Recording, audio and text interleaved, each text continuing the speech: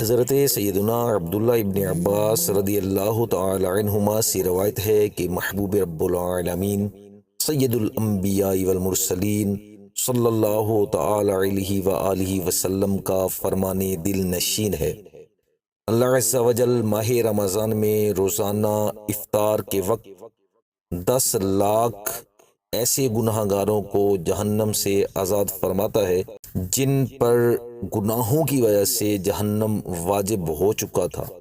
نیز شب جمعہ اور روز جمعہ یعنی جمعرات کو غروب آفتاب سے لے کر جمعہ کو غروب آفتاب تک کی ہر گھڑی میں ایسے 10 لاکھ گناہ گاروں کو جہنم سے آزاد کیا جاتا ہے جو عذاب کے حقدار قرار دیے جا چکے ہوتے ہیں۔ تو بیان کردہ احادیث مبارکہ میں رب الانام عز و جل کے کس قدر عظیم الشان انعام و اکرام کا ذکر ہے۔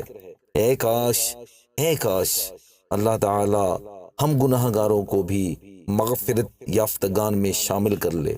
آمین بجاہ نبی امین صلی اللہ تعالی علیہ وآلہ وسلم۔